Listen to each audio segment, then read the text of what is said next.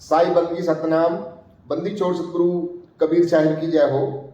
आज हम जानेंगे सतगुरु नितिन साहब जी से एक सत्संग के माध्यम से कि जो आजकल कुंभ का मेला चला हुआ है, लाखों लोग वहाँ पे जाते हैं, क्या वहाँ पे स्नान करने से उनकी मुक्ति होगी या नहीं होगी, ये असली कुंभ क्या है, तो आज सतगुरु नितिन साहब जी एक सत्संग के माध्यम से बताएंगे।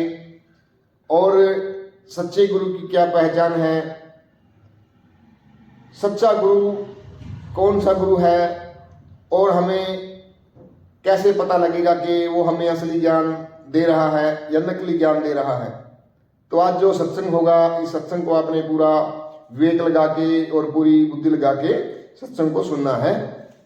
बोलिए परमपिता परमात्मा की जय, सदगुरु बंदी छोड़ कबीर साहिब की जय, सभी संतों की जय, सभी भक्तों की जय, आज के आनंद की सकल अंश को बंदगी साहिब बंदी सदगुरु नितिन साहिब की जय। तो आज मालिक की दया से परमपिता परमात्मा का प्रचार होने जा रहा है। जब से ये संसार बना है, ये जगत बना है, तब से सब जीव मुक्ति की तरफ, शांति की तरफ भाग रहे हैं। कोई मंदिरों में जा रहा है, कोई मस्जिदों में जा रहा है, कोई चर्च में, कोई कहीं, सब अपनी अपनी दौड़ में लगे हैं। लक्ष्य केवल एक ही है कि कैसे भी शांति मिले, कैसे भी परमात्मा तक पहुँचे। आजकल कुंभ का मेला लगा हुआ है। लोग कुंभ में जाके ये सोच रहे हैं कि हमें मुक्ति मिल जाए, मोक्ष मिल जाए। करोड़ों की भीड़ दौड़ रही है। असल में हमें समझना पड़ेगा कि मुक्ति मोक्ष होता क्या है, ये शांति परम शांति हमें मिलेगी कहाँ, उसका ठिकाना कहाँ है, तभी हमारी ये दौड़ खत्म हो पाएगी। कुंभ एक बहुत बड़ा त्यौहार है, लेकिन इसका नाम कुंभ ही क्यों रखा गया है, जिस दिन ये बात समझ में आ जाएगी उस दिन सबकी दौड़ शांत हो जाएगी। कुंभ का मतलब होता है घड़ा। घड़ा किससे बनता है? मिट्टी से बनता है। मिट्टी के घड़े में, यानी इस काया रूपी मिट्टी के घड़े में ही वो अमृत रूपी बूंद है, जिसको पाने के लिए सब कुंभ की दौड़ में लगे हुए हैं। देवताओं को भी इसी कुंभ रूपी, जैसे कलश बोल देते हैं, दिखाया गया कि देवताओं को जो अमृत मिला वो कलश में से मिला। और मिला कैसे? समुद्र मंथन से मिला। किसी समुद्र में अमृत नहीं छुपा होता है। समुद्र का मतलब, समुद्र मंथन का मतलब ज्ञान का मंथन है। जब आप ज्ञान रूपी समुद्र को मथोगे तब आपको समझ में आएगा कि उसी मंथन में आपको कैसे अमृत मिल सकता है। संतों की वाणियों में, हमारे वेद पुराणों में जितना भी ज्ञान है, जब आप उस महासमुद्र को, ज्ञान ही समुद्र है, जब आप उसको मथोगे तब तुम्हें वेदों का सार, भागवत का सार, तुम्हें सारे ग्रंथों का सार, कुरान, बाइबल, संतों की वाणियों का सार जब तुम्हें समझ में आ जाएगा तो वो सार ही अमृत है। और वो अमृत की बूंद कहाँ है? वो इसी कलश में है। यानी हमारी काया रूपी कुंभ में ही वो अमृत है। लेकिन हम अपनी काया के, अपने इस कुंभ के अमृत को नहीं ढूंढ पाते, हम दुनियावी कुंभ में दौड़ पड़ते हैं। चलो अच्छी बात है, क्योंकि कम से कम हम कुछ तो कर रहे हैं। किसी भी मंदिर मस्जिद जाना, गुरुद्वारे जाना कोई बुरी बात तो होती नहीं है, अच्छी बात है, क्योंकि वो भी हमारी प्राथमिक पाठशाला है। जैसे बच्चे ABCD पढ़ते हैं, A for Apple, B for bat पढ़ते हैं, C फॉर कैट पढ़ते हैं, और उनका एप्पल, बैट, कैट उनकी किताब में ही होता है। उन्होंने कभी जीवन में एप्पल का पेड़ ना देखा, लेकिन फिर भी वो किताब में उस एप्पल का पेड़ देख लेते हैं। यहाँ तक कि कई ऐसे लोग हैं जिन्होंने आज तक सेब का पेड़ देखा ही नहीं होगा, क्योंकि सेब यहाँ वहाँ मिलता ही नहीं है। सेब का पेड़ कहाँ मिलता है? ये ऊंचे ऊंचे पहाड़ों पे जहाँ खूब बर्फ पड़ती है वहाँ पे होता है। सेब तो सबने खा लिए, लेकिन सेब का पेड़ बहुत कम लोग देख पाते हैं पूरे जीवन में। इसका मतलब ये नहीं कि सेब का पेड़ नहीं होता, होता है, लेकिन उसका एक स्थान अलग है।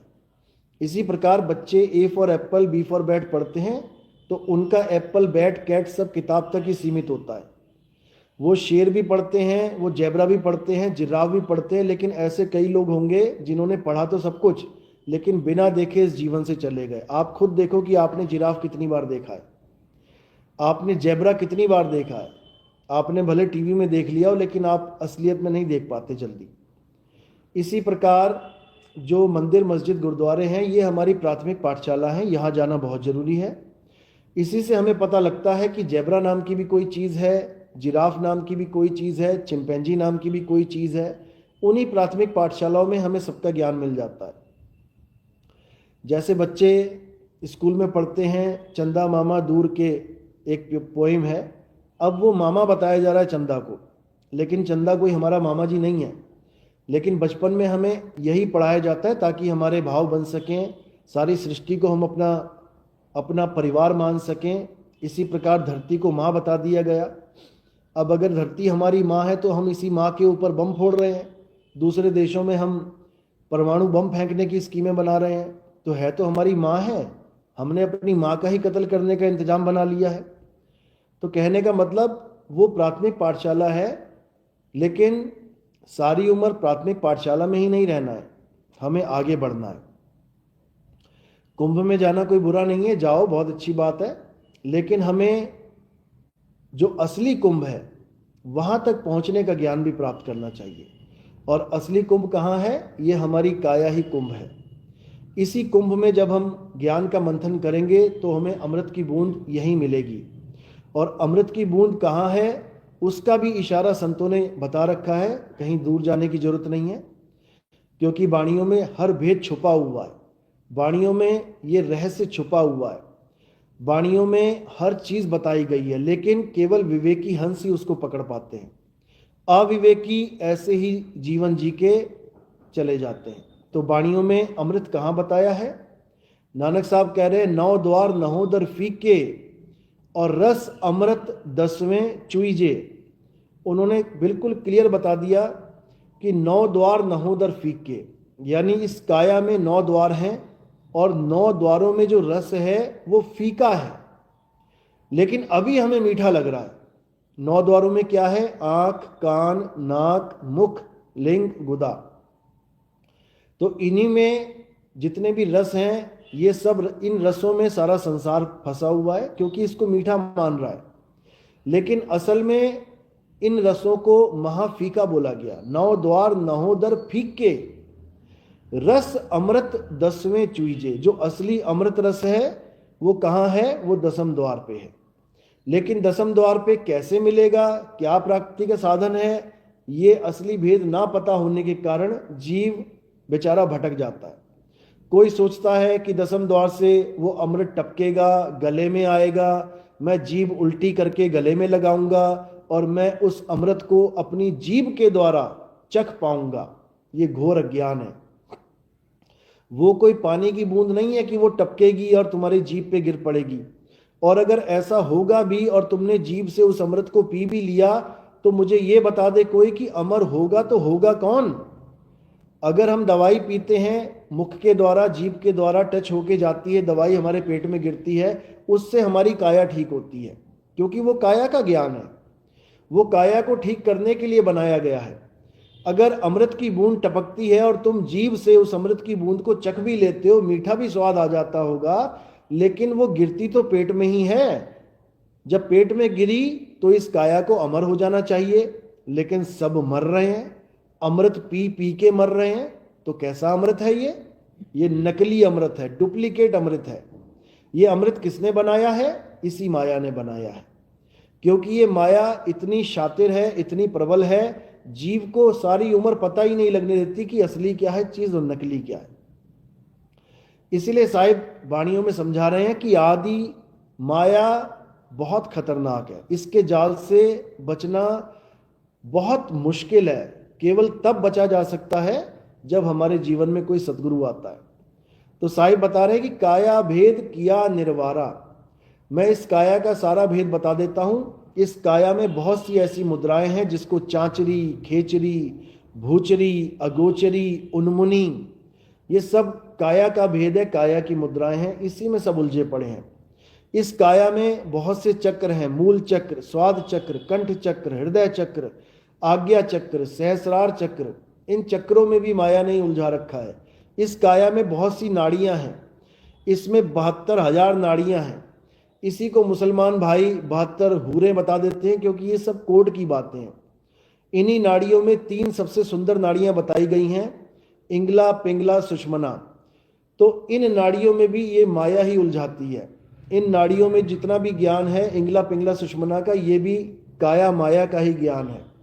अगर कोई इस नाड़ियों में भी जाने की कोशिश, सुंदर से सुंदर दृश्य, स्वर्ग, महास्वर्ग, इसमें इंद्रलोक, महाइंद्रलोक, ब्रह्मलोक, विष्णुलोक, शिवलोक, सब कुछ इसी में मिलेगा, लेकिन ये सब माया का ही खेल है।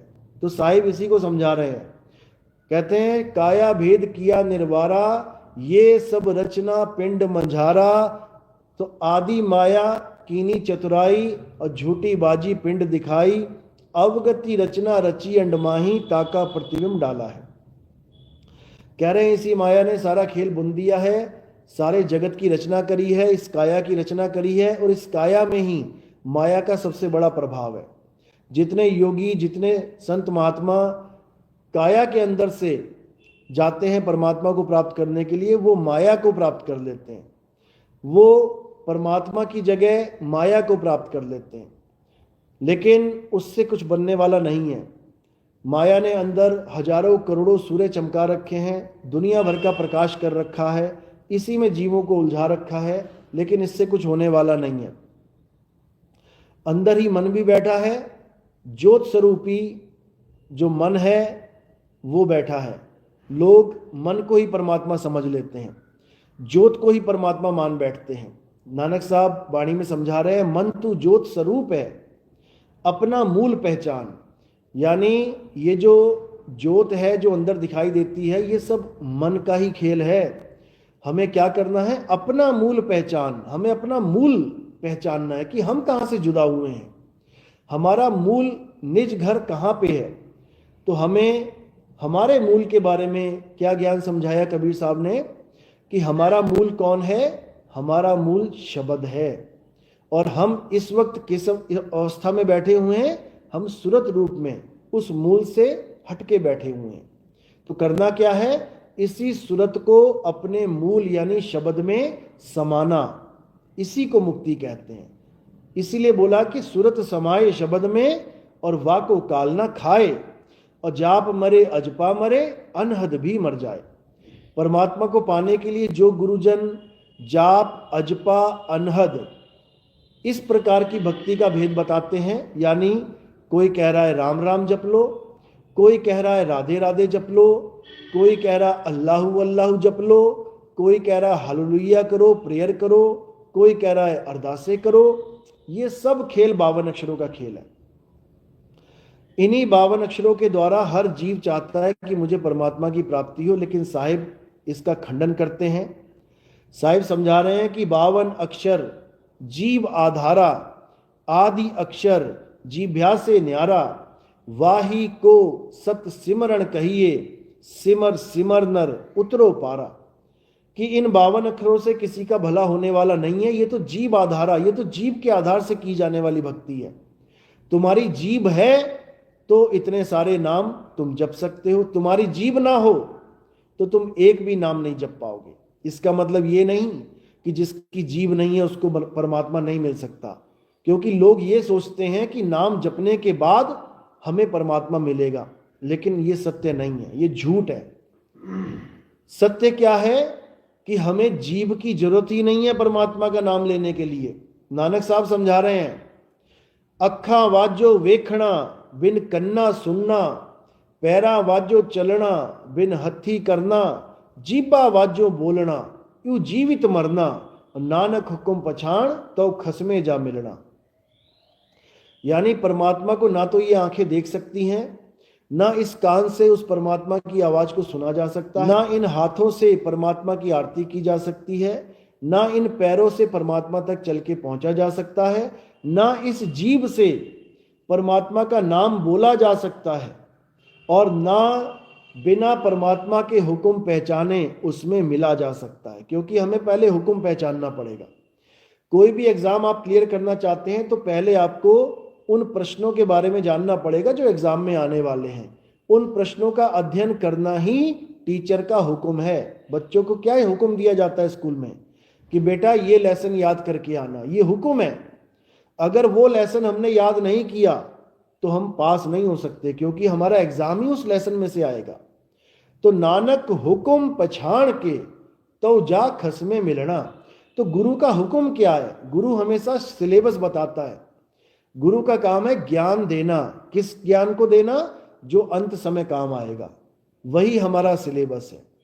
तो कह रहे हैं कि अंत में तुम परमात्मा में तभी लीन हो पाओगे जब तुम सिलेबस को जान लोगे, जब तुम हुक्म को पहचान लोगे। और हुक्म क्या है? हुक्म केवल एक है। साहिब कह रहे हैं सूरत फंसी संसार में तासे पड़ गई दूर। ये हमें समझाया जा रहा है कारण कि तुम परमात्मा से दूर क्यों हो। क्या कारण है? सूरत फंसी संसार में। जो हमारा ध्यान है वो संसार में फंस गया है। यही कारण है परमात्मा से दूर होने का। अब ये दूरी कैसे खत्म होगी? हम परमात्मा तक कैसे पहुंचेंगे? सूरत बांध स्थिर करो आठों पहर हुजूर। यही हमारा सिलेबस है कि सूरत को बांधो और स्थिर करो। बांधना मतलब एकाग्र करना। यानी जैसे एक बंदर है, बहुत उछलता है, पूरा दिन उछलता ही रहेगा, लेकिन वो उछलना बंद कैसे करेगा? उसको टाइट करके एक रस्सी से खूंटे से बांध दो, अब वो वहीं बैठा रहेगा बेचारा। तो इसी प्रकार ये मन हमारी सूरत को भटकाता है। तो क्या करना है? इसको एक खंबे से बांध देना है। अब वहीं पे ये थक के हार जाएगा और अब भागना बंद हो जाएगा। तो साहिब ने क्या बोला है? साहिब ने बोला सूरत बांध स्थिर करो आठों पहर हुजूर। जैसे कहानी सुनाई जाती है कि एक आदमी था, वो भक्ति करता है तो भगवान प्रकट होते हैं, कहते हैं क्या चाहिए? तो वो कहता है कि भाई मुझे एक ऐसा जिन्न दे दो जो मेरे हर कार्य को मेरे कहते ही पूरा कर दे। तो कहते हैं ठीक है तथास्तु। एक जिन्न मिल जाता है। तो जिन्न कहता है कि आपने मुझे मांगा, मैं हाजिर हूं, लेकिन मेरी एक शर्त है, आपका बोला हुआ हर काम मैं करूंगा, लेकिन मैं आराम नहीं कर सकता, मैं रुकूंगा नहीं, मुझे बार बार काम चाहिए, कोई ना कोई काम बताते रहना, तब तो मैं सारे काम करूंगा, और अगर आप काम नहीं बताओगे तो मैं आपको मार दूंगा। ये मेरा जो है, मेरी एक इच्छा है, इच्छा कह लो, या मेरा एक नियम है। तो वो आदमी कहता है ठीक है कोई बड़ी बात नहीं, मैं काम बताता जाऊंगा। तो क्या होता है? वो काम बताता रहता है और जिन्न करता रहता है। वो सारे काम बताता है, जिन्न सारे काम कर देता है। अब जैसे ही कोई काम ना बता पाए, इतने में वो दौड़ा आए मारने के लिए। तो जिन्न बड़ा परेशान करता है, आदमी भी परेशान हो जाता है। तो जिन्न को एक काम बताता है, वो करता है, इतने में वो अपनी बीवी के पास जाता है और उसको बताता है सारी बात कि ऐसे ऐसे बात है, अब क्या किया जाए। तो बीवी अपने काम बताने लग जाती है कि मैं इससे अपने काम करवा लेती हूँ, बर्तन धो दे, झाड़ू लगा दे, पोछा लगा दे। वो भी सारे काम कर देता है। सारे काम खत्म, अब फिर मारने के लिए दौड़ता है। दोनों परेशान हो जाते हैं, क्या किया जाए। तो फिर वो गुरु के पास जाते हैं। जब गुरु के पास जाते हैं तो गुरु को अपनी प्रॉब्लम बताते हैं। तब गुरु उनको एक सॉल्यूशन बताता है। कहता है क्या करना है, घर में एक आंगन में एक खंबा गाड़ दो, वहां पे जितने भी काम हैं आपके सारे करवा लो, और जब काम खत्म हो जाए, जब कोई काम देने को ना बचे, तो इसको कह दो कि इस खंबे पे चढ़ता उतरता रहे। अब वो बेचारा सारे काम करने के बाद उस खंबे पे चढ़ता उतरता है, चढ़ता उतरता है, पूरा पूरा दिन, पूरी पूरी रात बेचारा चढ़ रहा उतर रहा है, चढ़ रहा उतर रहा है, क्योंकि ये भी एक काम है। तो वहां पे उन सबकी जान बच जाती है और उसको भी काम मिल जाता है। यानी ये जिन्न और कोई नहीं, ये मन है। ये मन ही है जो पल पल कोई ना कोई कुछ ना कुछ विचार करता है, कोई ना कोई काम करना चाहता है। अब ये स्थिर कैसे होगा? इसको खंबे पे अटका दो ले जाके, तो ये खंबे पे रुक जाएगा। तो ये खंबा और कोई नहीं है, ये हमारे गुरु का ज्ञान है। इस ज्ञान पे लाके इसको अटकाओ, ये भागेगा बार बार, इसको फिर उसी काम पे लगाओ। धीरे धीरे धीरे करके ये अपने आप शांत होके बैठेगा। तो यही एक रास्ता है। इसी को बोला है कि सुरत बांध स्थिर करो, आठों पहर हुजूर। तो इस सुरती तो स्थिर तब होगी जब ये मन दौड़ना शांत होगा। तो इस मन को क्या करना है? इस मन को सत्संग में लगाना है, गुरु के ज्ञान में लगाना है। धीरे धीरे धीरे धीरे ज्ञान वाला पलड़ा इतना ज़्यादा भारी हो जाएगा कि ये खुद ही समझ जाएगा कि अब मैं भटका नहीं सकता जीव को, इसके अलावा और कोई ऑप्शन नहीं है। तो ये भी जरूरी है कि हमें प्राथमिक ज्ञान मिले, मंदिर मस्जिद गुरुद्वारे का ज्ञान मिले, लेकिन जो हमारे ज्ञान का अंत है वो अंत कहाँ होगा? वो हमारे आत्मज्ञान पे होगा। क्योंकि ज्ञान और अज्ञान दोनों 52 अक्षर का ही खेल है। 52 अक्षरों से ही अज्ञान प्रकट होता है, 52 अक्षरों से ही ज्ञान प्रकट होता है। लेकिन जो अनुभव ज्ञान है वो 52 से परे का ज्ञान होता है। उसमें 52 से परे का जो आत्म स्वरूप है उसकी प्राप्ति होती है। वहां पहुंच के ज्ञान और अज्ञान दोनों का नाश हो जाता है। क्योंकि जब तक अनुभव ज्ञान नहीं है तब तक ज्ञान भी हमारे लिए खतरनाक है। ज्ञान हो जाना भी बहुत खतरनाक होता है अगर अनुभव ज्ञान ना हो तब। जैसे रावण को ज्ञान था, चारों वेदों का ज्ञान था, लेकिन ज्ञान बहुत खतरनाक हो गया, उसको अहंकारी बना दिया। क्यों? क्योंकि अनुभव ज्ञान नहीं था। वेदों का जो भेद था वो रावण के पास नहीं था। और भी बहुत से ज्ञानी हैं, आजकल दुनिया भर के ज्ञानी बैठे हुए हैं, जितना मर्जी ज्ञान कथवा लो, सुबह से शाम तक बोलते थकते नहीं हैं। लेकिन जब अनुभव ज्ञान की बात आती है तो शून्य हो जाते हैं। क्योंकि कथनी ज्ञान तो सीख लिया, बोलना तो सीख लिया, लेकिन जो बोल रहे हैं उसको जानते नहीं हैं, यहां पे आके अटक जाते हैं। तो इस चीज से ऊपर उठ जाना है। ठीक है, ज्ञान भी होना चाहिए क्योंकि ज्ञान अज्ञान का नाश करता है, लेकिन केवल ज्ञान तक भी सीमित नहीं रहना चाहिए, ज्ञान से आगे बढ़ जाना चाहिए। और वो आगे बढ़ जाना अनुभव ज्ञान कहलाता है।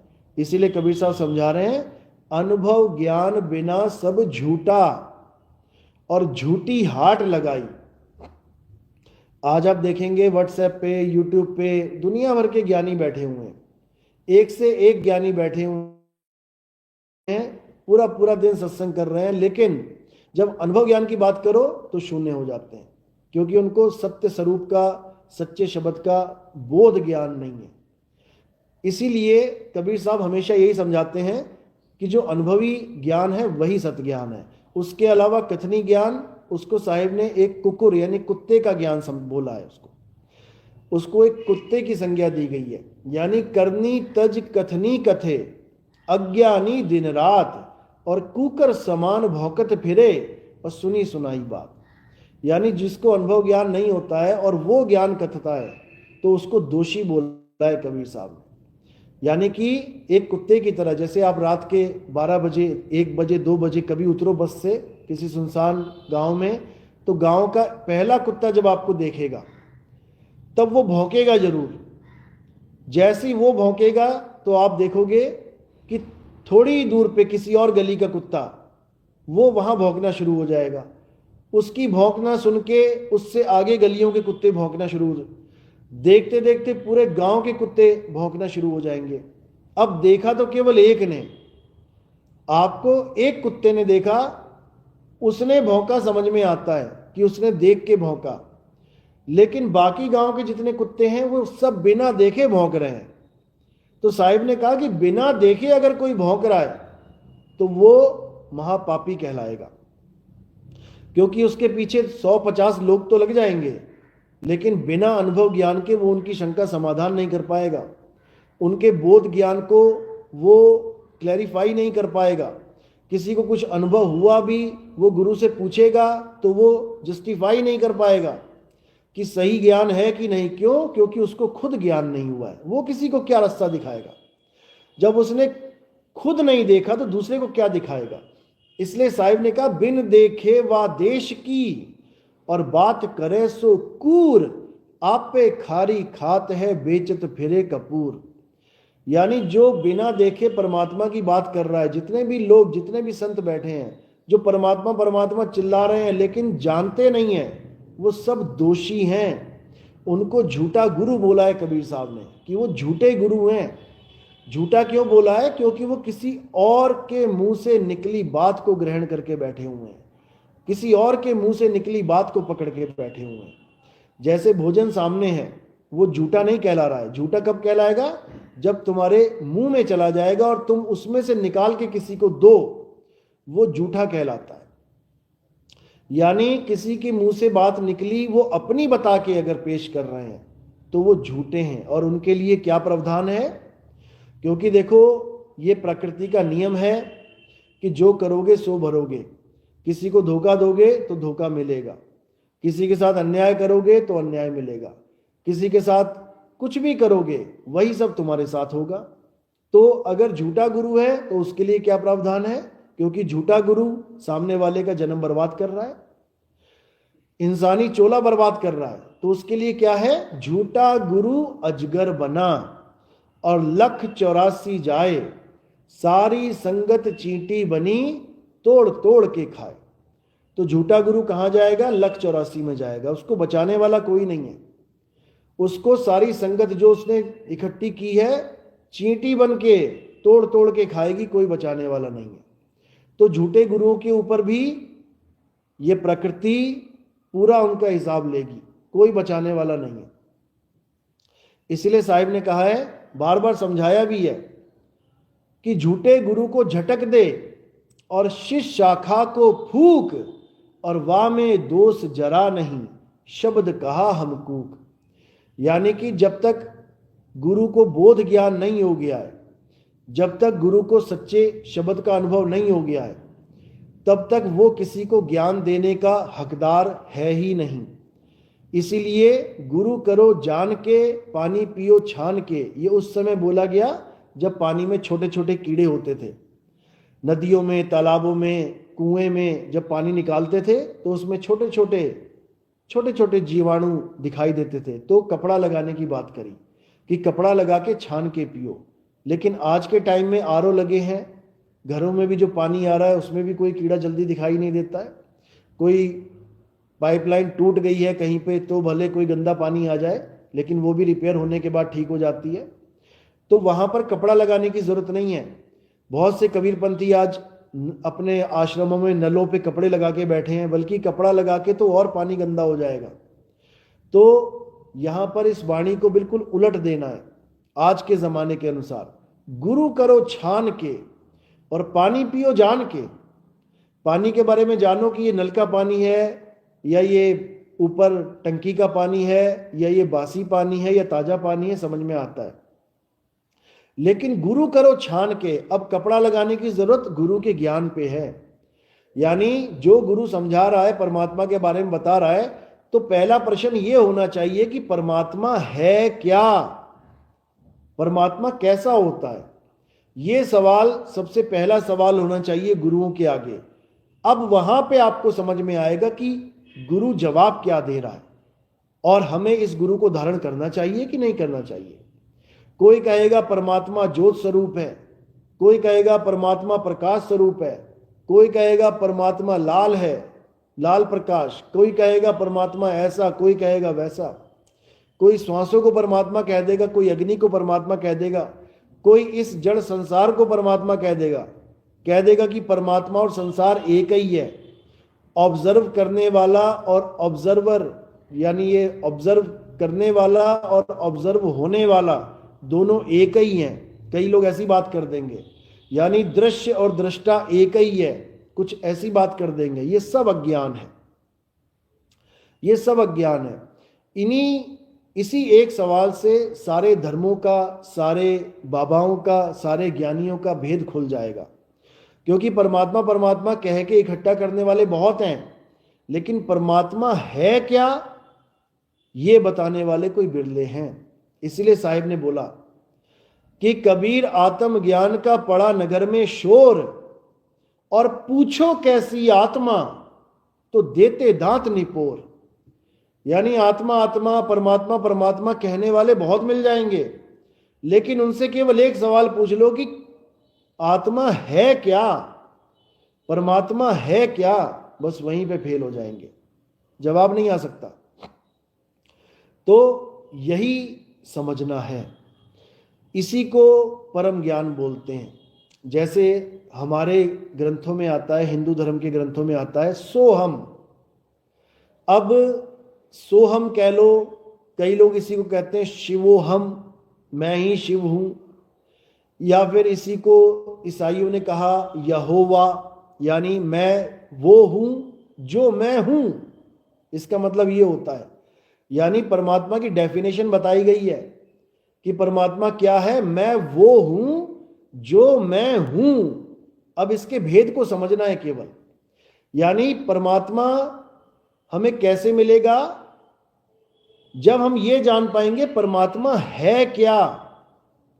क्योंकि परमात्मा वो है जो परमात्मा है, ये तत्व ज्ञान है। यानी पानी क्या है, पानी केवल वो है जो पानी है, सोना केवल वो है जो सोना है।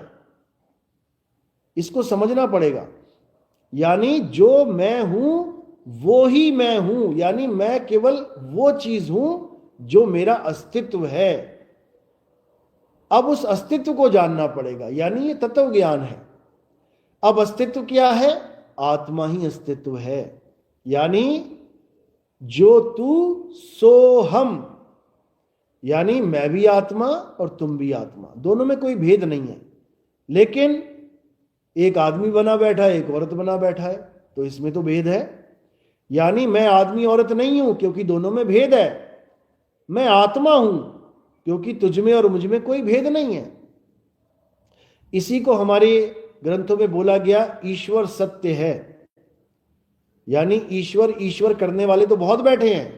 किसी ने राम जी को ईश्वर बना दिया, किसी ने श्याम जी को ईश्वर बना दिया, किसी ने हनुमान जी को ईश्वर बना दिया, और जब इनसे पूछो कि भगवान इतने सारे क्यों हैं, तो वही घिसा पिटा जवाब, भगवान तो एक है लेकिन उसके रूप अनेक हैं। बताओ, अरे जब भगवान एक है तो उसके रूप अनेक कैसे हो गए? रूप अनेक तो शरीरों के हैं, रूप अनेक तो मिट्टी के बर्तन के हैं, पानी के कौन से रूप अनेक है भाई? अब चलो मान लिया कि पानी के भी 3 स्टेट्स बोली गई हैं, वो इसलिए बोली गई हैं क्योंकि ये उदाहरण भौतिकवादी उदाहरण है, क्योंकि ये बदलता है। पानी एक ऐसा उदाहरण है जो भौतिकवाद में आता है, जिसकी 3 स्टेट हैं, liquid, solid and gases state. लेकिन परमात्मा पानी थोड़ी नहीं है कि परमात्मा पानी है कि उसको उबाल देंगे कि उसको उड़ा देंगे। परमात्मा केवल एक था, एक है, एक रहेगा, इसीलिए उसको सत्य बोला गया है। सत्य की डेफिनेशन क्या है? जो कभी बदले ना, जो सदा एक सा रहे, जो कभी भी परिवर्तन में नहीं आता, वो सत्य है। गीता में पढ़ लो, अध्याय 2 में लिखा हुआ है। तो जो लोग ये कहते हैं कि परमात्मा तो एक है लेकिन रूप अनेक है, वो महा अज्ञानी लोग हैं, क्योंकि वो बर्तन के रूप देख रहे हैं। वो बर्तन को, मिट्टी के घड़ों को पानी समझ बैठे हैं, इसलिए ये अज्ञानता वाली बात करते हैं कि पानी तो एक है लेकिन उसके रूप अनेक है। भाई उसका रूप भी एक ही है, चाहे किसी बर्तन में झांक के देख लेना, तुम्हें पानी का एक सा रूप मिलेगा, लेकिन बर्तन अलग अलग हैं। अब तुम्हारी बुद्धि नहीं पानी पा रही है, इसलिए तुम बर्तनों की टांग पकड़ के बैठे हो, इसलिए तुम बर्तनों को भगवान मान के बैठ गए। लेकिन गीता में यह नहीं बोला गया कि मेरे बहुत सारे रूप हैं। गीता में एक रूप का वर्णन है कि हे अर्जुन, मैं अजन्मा हूं, नित्य हूं, शाश्वत हूं। मैं अजन्मा हूं यानी मेरा कभी जन्म नहीं होता, लेकिन रूपों का जन्म भी होता है और नाश भी होता है। समझ लो, यानी परमात्मा एक था, एक है, एक रहेगा। सत्य एक था, एक है, एक रहेगा। असत्य रूप बदलता है। असत्य के बहुत से रूप हैं, और जितने बाबा ये बोलते हैं कि परमात्मा एक है लेकिन रूप अनेक हैं, तो समझ जाओ कि जिस एक परमात्मा की वो बात कर रहे हैं उसको वो कभी पकड़ ही नहीं पाए, और वो केवल असत्य रूपी बर्तनों को पकड़ के अपनी दुकानें चला रहे हैं। किसी ने हनुमान जी का मंदिर बना लिया, किसी ने राम जी का मंदिर बना लिया, किसी ने कृष्ण जी का मंदिर बना लिया, किसी ने शनिदेव जी का मंदिर बना लिया, किसी ने फलाने का, किसी ने ढिकाने का। इसी को समझना है, इसी को समझना है, क्योंकि सब घड़ों के मंदिर बना के बैठ गए हैं, सुराही के मंदिर बना के बैठ गए हैं। पानी का मंदिर किसी ने नहीं बनाया। इसीलिए परमात्मा को इस बार पानी का मंदिर बनाने की जरूरत पड़ रही है। जो हमारा मूल ज्ञान है ये उसी पानी को दर्शाता है जिसको आत्मा कहते हैं, जिसको आत्मा कहते हैं। ये आत्म ज्ञान का मंदिर है। इस मंदिर में किसी भी शरीर को भगवान नहीं माना जाता। इस मंदिर में शरीरों से ऊपर उठ के आत्मा तक पहुंचाया जाता है। इस मंदिर में केवल आत्म ज्ञान का जिक्र होता है।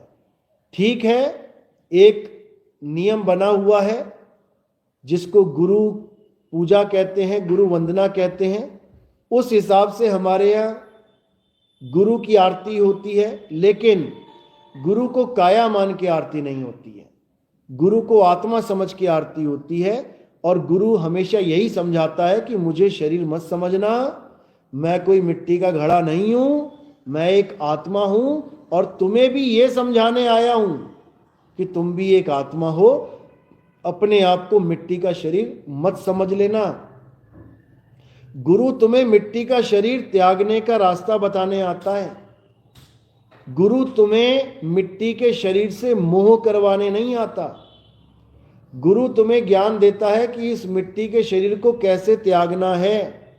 गुरु तुम्हारे मिट्टी के शरीर को बचाने नहीं आता, समझ लो, क्योंकि ये मिट्टी का शरीर एक ना एक दिन फूटेगा। ये घड़ा फूटेगा, इसको कोई बचा नहीं सकता। गुरु तुम्हें यह समझाने आता है कि जब ये फूटेगा तब तुमने करना क्या है, और अगर ये तुमने समझ लिया तो तुम हमेशा के लिए तैयार हो जाते हो इस घड़े को छोड़ने के लिए, इस मटके को फोड़ने के लिए। मतलब ये नहीं कि तुम इसको सड़क के किनारे कहीं पे ट्रक आ रहा हो उसके आगे छलांग मार दो, ऐसा नहीं। ये जब भी फूटेगा तैयार रहो, फूटेगा, कोई रोक नहीं सकता। लेकिन इस शरीर को छोड़ना कैसे है, इसको छोड़ने का तरीका क्या है, वो गुरु समझाता है। और गुरु का शिष्य इस शरीर से मोह करना बंद कर देता है। ठीक है, किराए के मकान में रहते हैं, साफ सफाई करते हैं, करनी चाहिए, लेकिन किराए के मकान से मोह नहीं करना है। किराए के मकान को छोड़ने के लिए हमेशा के लिए तैयार रहना है।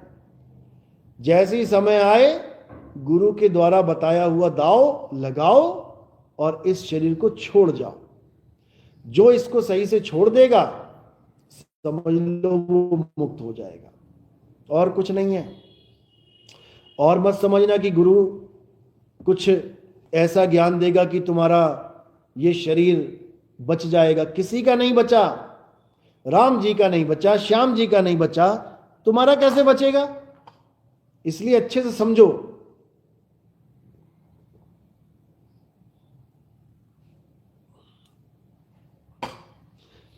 कई गुरु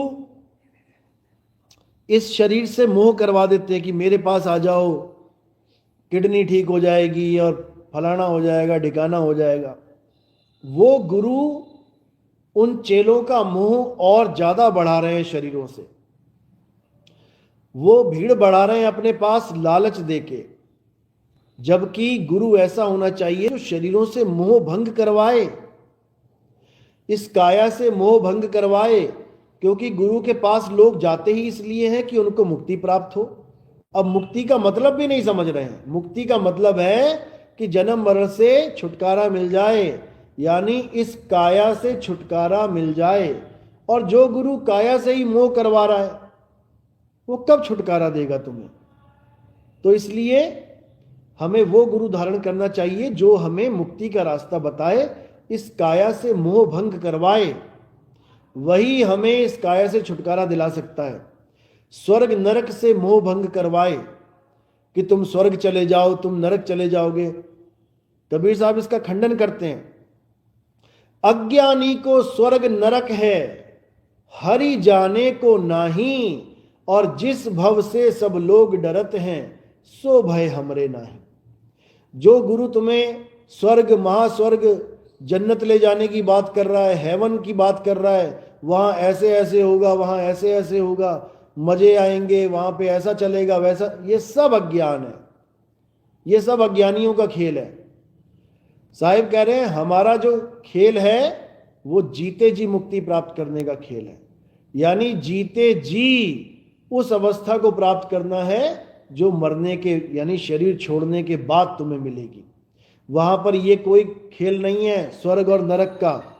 स्वर्ग नरक रूपी अज्ञान को दिमाग से निकाल देना है और केवल सत्य रूपी आत्मा को पकड़ना है, इसके अलावा सब अज्ञान है।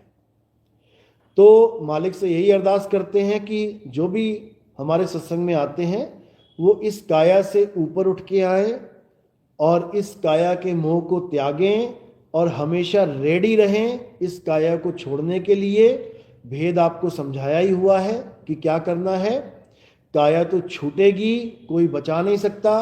कोई आग से जल रहा है, कोई एक्सीडेंट में मर रहा है, कोई पानी में डूब के जा रहा है, ये सारा माया का खेल है। घड़ा तो वो फोड़ेगी, लेकिन तुमने कैसे शरीर को छोड़ना है ये ज्ञान तुम्हें जरूर होना चाहिए। अगर ये ज्ञान है तो चाहे तुम हिंदू हो, मुसलमान हो, सिख हो, ईसाई हो, इससे कोई फर्क नहीं पड़ता। हिंदू को मुसलमान होने की जरूरत नहीं है, हिंदू को ईसाई होने की जरूरत नहीं है, ईसाई को सिख बनने की जरूरत। जिस धर्म में तुम पैदा हो गए, जिस जात में तुम पैदा हो गए, जिस फैमिली में तुम पैदा हो गए वहीं रहो। कोई धर्म परिवर्तन करने की जरूरत नहीं है। बस कमी कहां पर है? कमी आत्मज्ञान की है। उस आत्मज्ञान की कमी को पूरा कर लो, तुम्हें कहीं जाने की जरूरत नहीं पड़ेगी। जल में मीन प्यासी मोहे देखत आवे हांसी, आत्मज्ञान बिना नर भटके कभी काबा कभी काशी।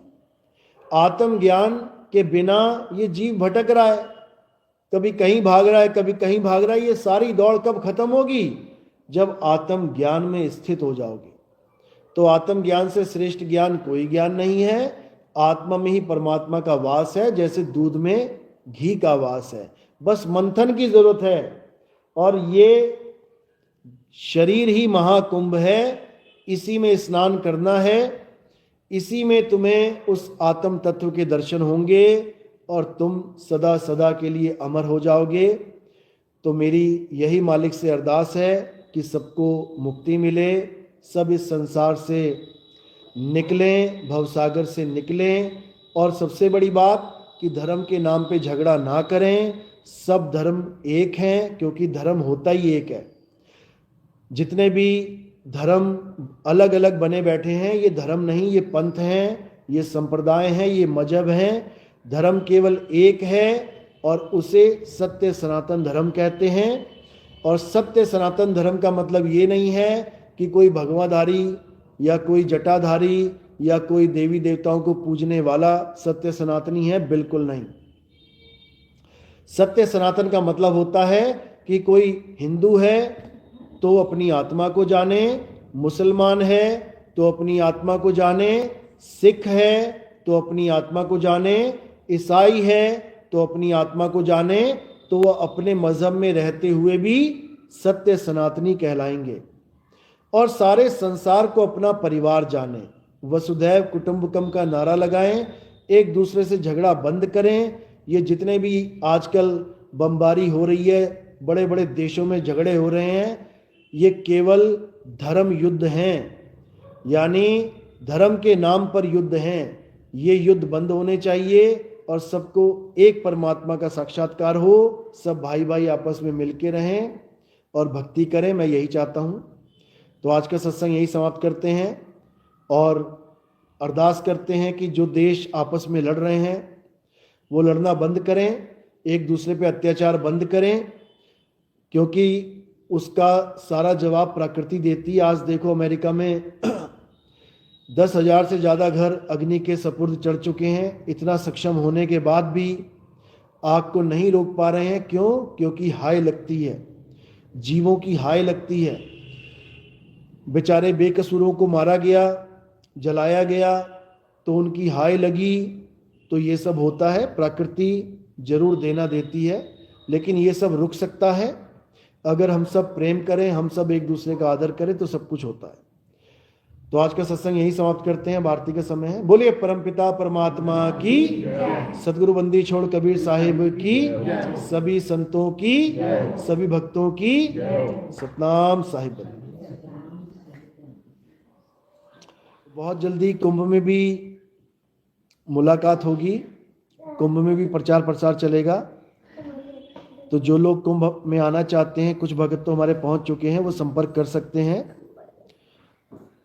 क्योंकि प्राथमिक पाठशाला के साथ उच्च स्तरीय ज्ञान भी होना चाहिए। और मालिक की दया से बहुत बड़ा मेला लगा है, और इस मेले में जरूर लोगों का भला किया जाएगा, लोगों को आगे का ज्ञान दिया जाएगा, आत्म ज्ञान दिया जाएगा। साहिब बंदगी सतनाम।